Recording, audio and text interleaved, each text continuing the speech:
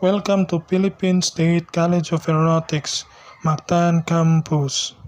So, good morning everyone. So, our topic for today it's all about K12 program. So, we use persuasive speech to conduct this speech. So, what is Keto 12 program? So, Keto 12 program, the edge much vaunted Keto 12 curriculum is seen as the country's response to the challenge of creating educational system that adheres to international standards and produce graduates who can compete in the global scene. With this program, students will have undergo 12 years of basic education instead of the usual 10, in addition to the now mandatory kindergarten with 6 years in elementary, 4 years in junior high school, and 2 years in senior high school. The Enhanced Basic Education Program Act of 2013 or the K-12 Act established a universal kindergarten, introduced grade 11 and 12 to higher school education in public and private schools. The K-12 program covers kindergarten and 12 years basic education with 6 years primary education, 4 years in junior high school, grade 7 to 10, and 2 years in senior high school, grade 11 and 12, to provide mastery of concepts and skills and prepare students for tertiary education. So next, pros. The pros, which is basically the side of the government, will hold and articulate leaders from the academy, the business community, and the media, enhancing the quality of basic education in the Philippines is urgent and critical. The poor of quality of basic education is reflected in the low achievement scores of Filipino students. One reason is that students do not get adequate instruction time or time on task. Most graduates are too young to enter the labor force, since most children start grade 1 when they are 6 years old. They do not reach the legal employable age of 18. When they graduate from high school today, the current system also reinforces the misperception that basic education is just a preparatory step for higher education, while prioritize the minority of school graduates that go to college. Next, the short basic education program affects the human development of Filipino children if we believe that 17 years old high school graduates are emotionally, psychologically, and intellectually mature. Why do we require them to get parental consent before they get married? The congested curriculum partly explains the present state of education. 12 years of content are crammed into 10 years preparedness for tertiary learning. With adoption of K-12 scheme, students are expected to graduate at age a bit older than past graduates.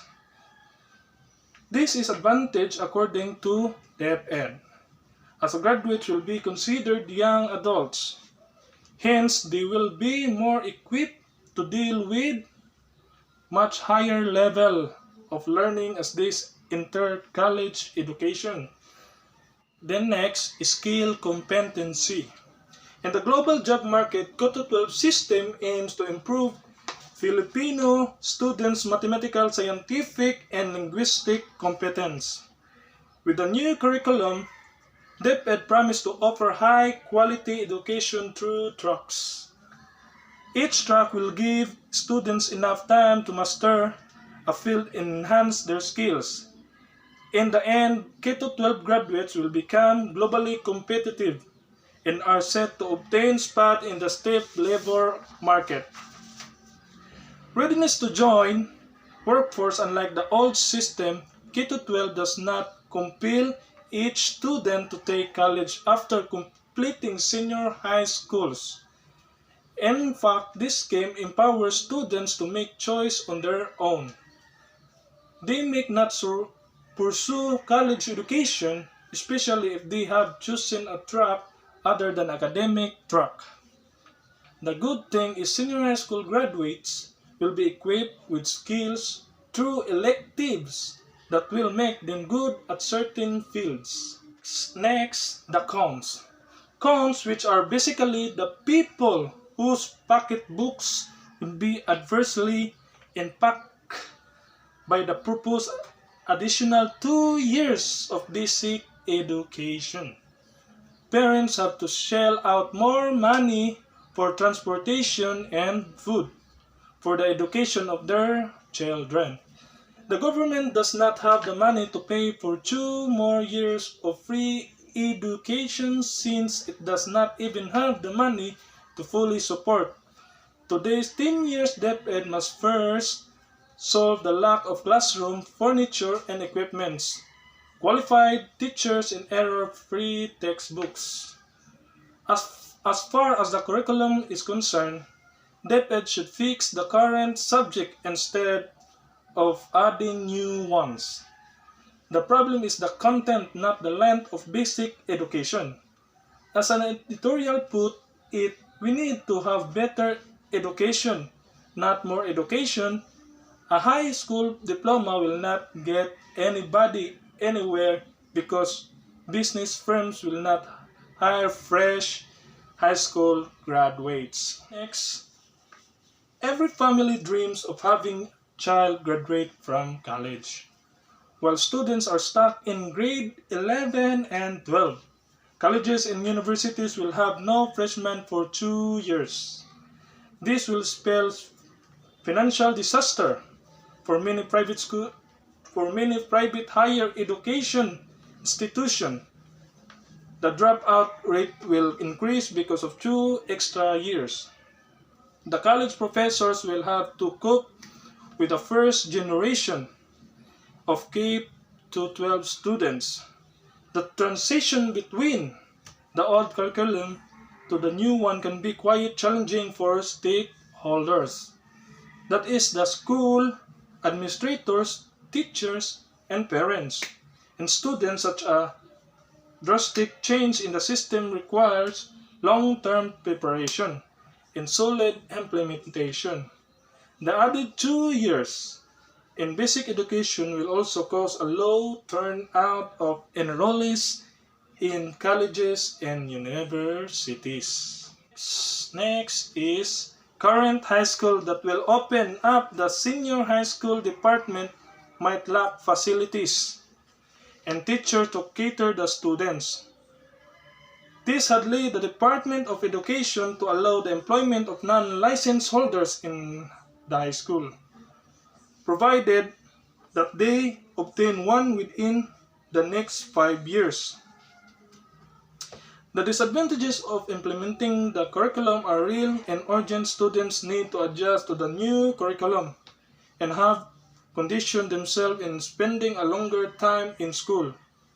Senior high school is relatively new, so its efficiency is yet to determine.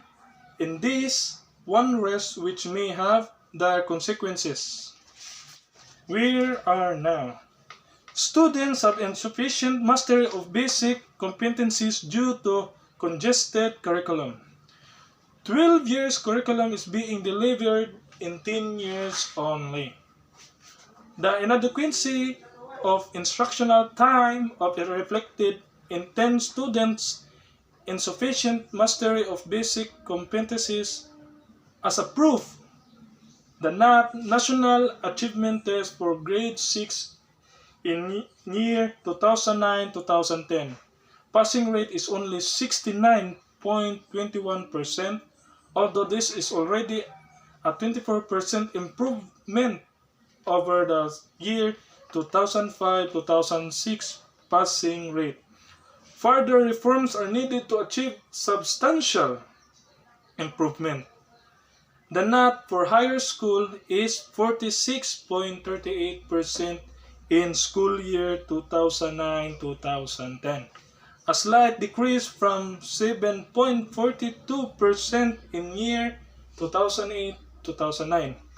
International test result like TIMSS or Trends International Mathematics and Science Study ranked the Philippines in 34 out of 38 countries in high school to math and 43 out of 46 countries in high school second science. For grade 4, the Philippines ranked 23 out of 25 participating countries in both math and science in 2008.